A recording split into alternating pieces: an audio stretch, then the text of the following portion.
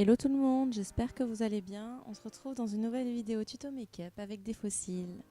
C'est un tuto que j'ai fait pour un petit shooting photo, alors c'est parti! Je commence par une base qui est celle de Tony Moly. Je suis encore en train de la tester pour l'instant, mais je trouve que l'application est très agréable et elle fout très bien les pores. Elle a une bonne odeur citronnée et le packaging est vraiment trop cute. Ensuite on passe au fond de teint et c'est là que mon chouchou entre en ligne.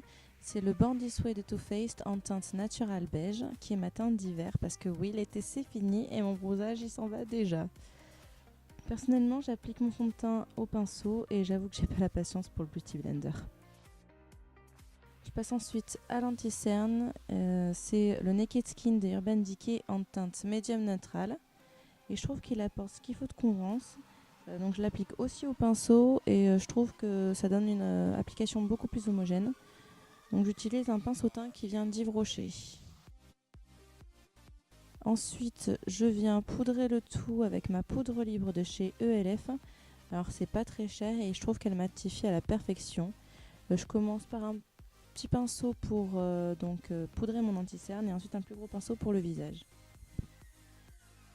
Ensuite, pour mes sourcils, je passe à ma révolution qui est le Cabro de Benefit. Là, c'est une découverte qui est juste incroyable pour moi.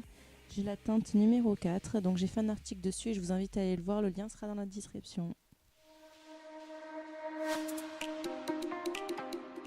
Et maintenant, c'est parti pour les yeux avec la tartelette mat de chez Tarte Cosmetics justement. Donc je commence par la teinte Wanderer qui est une sorte de taupe avec des touches de marron clair et que je viens étaler donc sur toute ma paupière mobile et en remontant légèrement vers le sourcil avec un pinceau plat.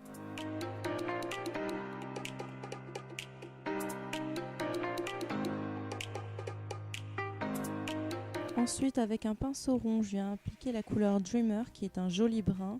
Donc c'est dans mon creux de paupière et j'oublie surtout pas d'estomper en faisant des allers-retours et avec des tout petits cercles.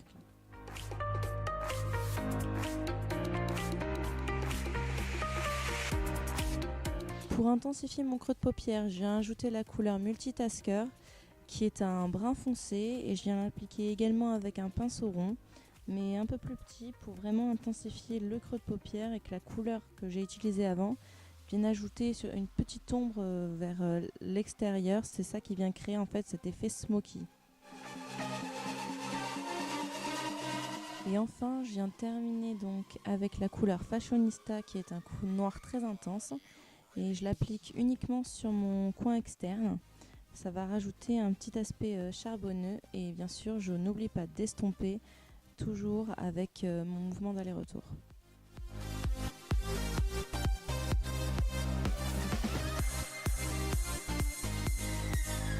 Pour le milieu de ma paupière, j'utilise un fard qui est un peu comme un champagne irisé.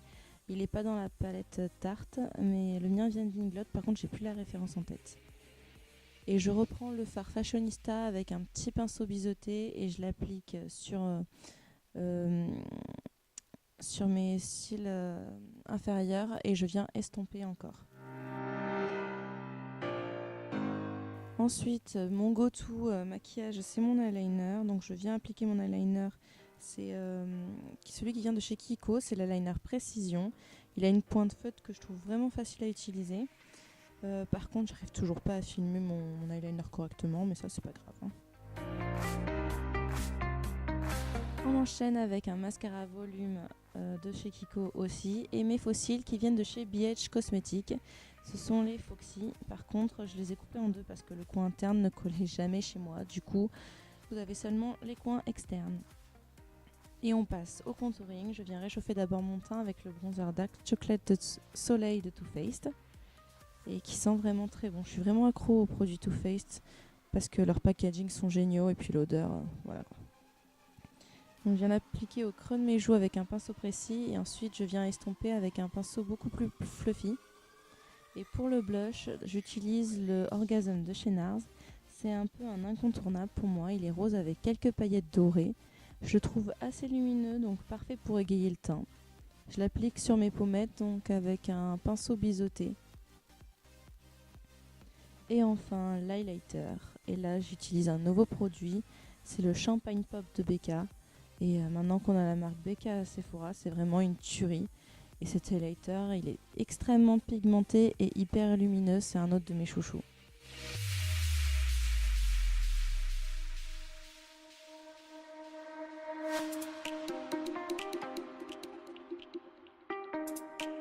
Et là, le maquillage est presque terminé. Il me manque une seule chose. Cette chose, c'est le rouge à lèvres. Et j'ai utilisé le Vice Lipstick de chez Urban Decay en teinte 1993. C'est un joli marron glacé. Et là encore, c'est une pure tuerie, confortable et il tient vraiment très bien. Voilà, cette vidéo est terminée. J'espère qu'elle vous a plu. J'ai adoré réaliser ce maquillage pour mon shooting. Je le trouve facile à réaliser.